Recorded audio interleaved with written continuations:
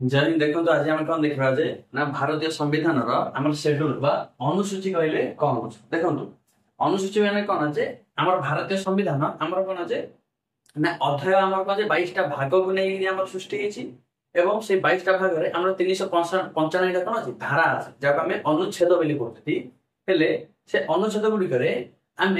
केवल हेडिंग देटा कौन जे सर्टकट लिखि देछन आउ से अनुच्छेद गुड़िक जो अधिक विषय वस्तु गुड़िक जो व्याख्या कर दायित्व आम क्या दे ना अनुसूची की दे बुझा नहीं से अनुसूची विषय हम देखा जहाँ आम इंग्लीश में कहते कौन जे शेड्यूल बोली कहते भारतीय संविधान जो लागू है से कौन जे 8टी आम शेड्यूल थी 8टी अनुसूची थी किंतु वर्तमान आम के 12टी अनुसूची आम अच्छी अनुसूची गुड़िक आज आम कौन देखा कहीं परीक्षा एक मार्क को 50 अधिकांश परीक्षा गुड़िक जब अनुसूची एक कौन कहे अनुसूची ना भारत और तार राज्य और केंद्र शासित अंचल जब आर्टिकल 1 अनुच्छेद 1 कौन कही भारत होउची राज्य मान समारोह India is A union of state हेले से जो राज्य और केंद्र शासित अंचल किए किए तार ना देख कौन सब जगह ना कौन लिखाई ना यही अनुच्छेद 1 भारत 28टा राज्य और 8टा केंद्र शासित अंचल को नहीं सृष्टि तार ना तार राजधानी सब जगह आम कौन लिखाई अनुसूची 1 लिखाई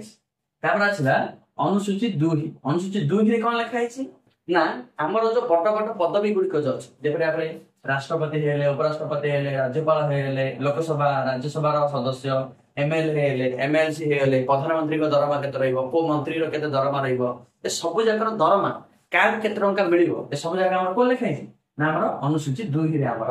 लिखाई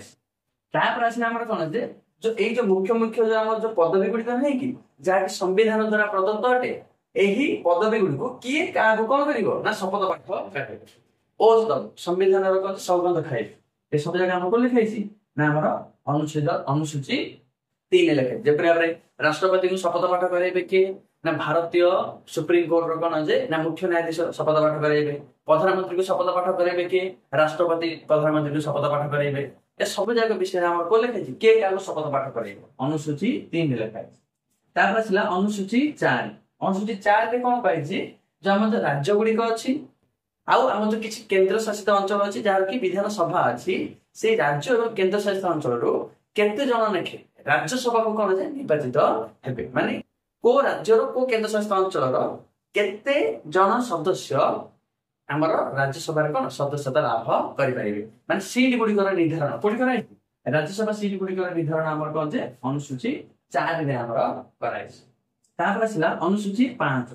अनुसूची 5 रे कौन कही जो एसटी जो शेड्यूल ट्राइब जहाँ आम कहते अनुसूचित जाति से को क्षेत्र को आम अनुसूचित जाति कहवा और को क्षेत्र को आम कहते माने सर्वसाधारण भाव में कौन जो समाज में रोचे आम ओबीसी को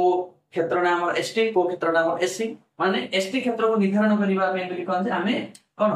बाय लॉ माने आईन प्रणयन करी आम कौन क्षेत्र को कौन कर एसटी दर्जा दे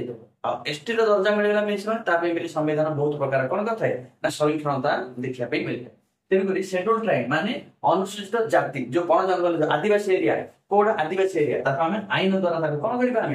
निर्धारित ये लिखा कोड़ी 5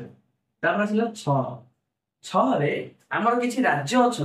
जो राज्य कौन जे बहुत कंजेस्टेड लोक मैंने रोचे पूरा आदिवासी आदिम काल लोक मैंने रोचे से क्षेत्र को कौन जे शासन भार से आगे देदेबा माने कहर मतलब है कौन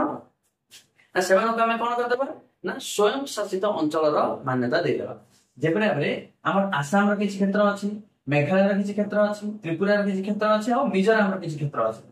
से क्षेत्र जाक आम कौन कर ऑटोनोमस बॉडी बोली तक आम दे माने से शासन से करेंगे माने आम कह माने नॉर्मल आमर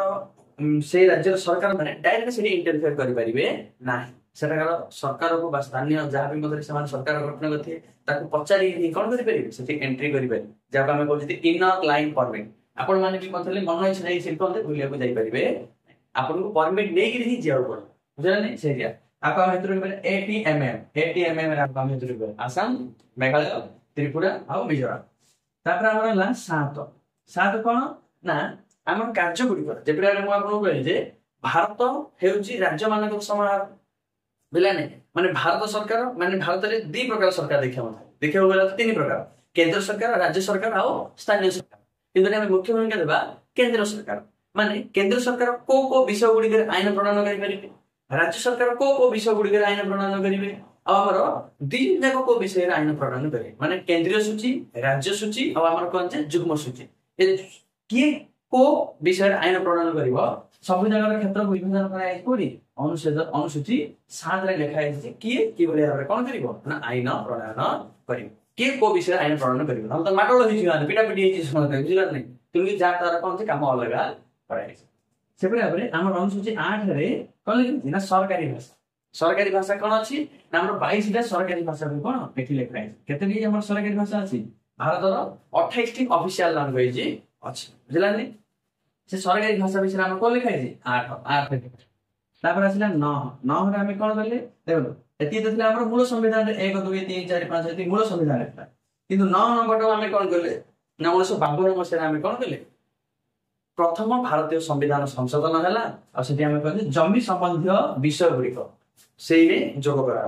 माने भारत सरकार देखिले जे किछि एपरि भाव में जमी संबंधी विवाद गुड़िक अच्छी जहाँ कि कौन जे लोक कल्याण पे मिलिक कौन जे सरकार जनसाधारण कौन करें ना अख्तियार कर लोक कल्याण करें तेणुक कौन करा अनुसूची 9 करा आपण बोले सीमित करदे कहीं ना से कौन थी ना आम संपत्तिगत अधिकार थी बुझला नहीं मौलिक अधिकार तेणुक कौन कले ना अनुसूची 9 जोग कले जो विषय सरकार को लगुच जे विषय कौन जे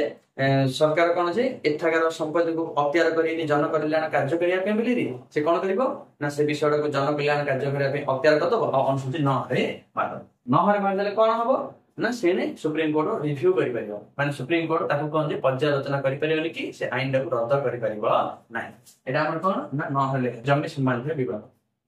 10 रे हमर कौन लिखाई छी ना हमर दल बदल आईन हमर लेखा दल बदल माने कौन ना सेही समय रे एपरि हमर देखा हला जे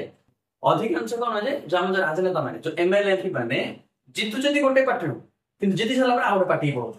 जब हम बीजेपी मु मन कर छिड़ाई जिति माने मोर नैतिक कर्तव्य जे लोक माने बीजेपी रे मु अछि बिली मते वोट दे जिते जिते मु बीजेपी रे छिड़ाई बोली तापर मात्र फारी भी जाने जेतल जितु से फारी कोडी पळेबी आसे कांग्रेस को पळे नले बीजेपी पळे माने लोक माने से तो धोखा हिजो ना हिजो तेन करी हमर कोन जे दल बदल आईन जदि मैं एपरि भाबे जदि जिति साला पर जदि अन्य दल को जदि ग्रहण कर दोची तेबे मोर सदस्य पद को रद्द हो जिवो एटा हमर को लिखा हिची 10 रे तापर आसे हमर कोन जे 11 रे पंचायत राज व्यवस्था विषय है 73तम संविधान संशोधन करी कौन कराइथिला 1992 मसीह पंचायत राज व्यवस्था को लागू करा जायतिला माने स्थानीय स्वायत्त शासन व्यवस्था को लागू आ विषय डिटेल्स हमर वीडियो को मात्र तापर आसला हमर कोन जे 12 रे कोन अछि ना शहरांचल स्वायत्त शासन ज्ञान लोक मानकर उन्नति ज्ञान लोक माने करदेबे तापर हमर शहरांचल स्वायत्त शासन और कोन जे उन्नति करिया पे हमर अनुसूची 12 को जोग करावे बुझि पारला आपण पुणी रे म आपन कहि दोती देखंतु ना हमर अनुसूची हमर केतरा अछि ना 8टा अनुसूची पूर्व थिला वर्तमान केतरा अछि ना 12टा अनुसूची हमर अनुसूची 1 रे हमर कोन लिखाइ छी ना भारत और तार राज्य और केंद्र शासित अंचल नागरिक किए भारत अंश विशेष रे से सब जो लिखाइ जेबरे 28टा राज्य और 8टा केंद्र शासित अंचल विषय रे अनुसूची 1 रे लिखाइ 2 रे दरमा राष्ट्रपति को दरमा केता हो उपराष्ट्रपति को दरमा केता हो राज्यपाल को दरमा केता हो लोकसभा राज्यसभा एमएलए एमपी एमानकर दरमा केता हो सब जा को लिखाइ 2 रे 3 रे शपथ पाठ ए जो हम जो संवैधानिक पद रे थिबा हमर जो व्यक्ति गुडी को समान शपथ पाठ के कार शपथ पाठ करे एटा को लिखाइ 3 रे 4 रे को लिखाइ छी राज्यसभा एमपी को क्षेत्र रु केते जन राज्यसभा एमपी हमर कोन जे राज्यसभा को जिबे ए सब जगह राज्यसभा सीट रो बंटन आवंटन गुडी कराइ छी 4 रे 5 रे एसटी मानकर स्थान आदिवासी लोक मानकर स्थान कोडा हबो ताको आईन द्वारा ताको कोन निर्धारण करैबा तब 6 नंबर हम आसाम मेघालय त्रिपुरा मिजोरम जो स्वतंत्र क्षेत्र इनर लाइन परमिट माने सेठाकर स्थानीय सरकार को क्षमता दे छी तमे जिमिति तम डेवलपमेंट करछ तापर आसला 7 कार्य गुडिकर विभाग करना माने केंद्र सरकार कार्य अलग रही राज्य सरकार कार्य अलग रही दी जन के कार कार्य को हस्तक्षेप करिवे जपल शांति रे भारत शासन होइबे तब 8 रे हमर सरकारी भाषा 22टा सरकारी भाषा विषय को लिखाइ छी अनुसूची 8 रे लिखाइ छी आ 9 रे जमी संबंधी विवाद गुडी को हमर को लिखाइ छी अनुसूची 9 रे लिखाइ दल बदल आईन विषय रे 10 और 11 रे हमर कोन पंचायत राज व्यवस्था विषय रे हमर 11 रे लिखाइ छी आ हमर 12 रे शहरांचल स्वायत्त शासन व्यवस्था विषय रे लिखाइ छी आशा करथि आपन कोन जे एटा आपन सर्कट रे बुझि पाबे जबे मते परीक्षा दे पाबे जे वीडियो देखि जिबे जति आपन कोन असुविधा अछि तबे आपन कमेंट बॉक्स रे जरूर लिखिबे आज पे एतिकी जय हिंद।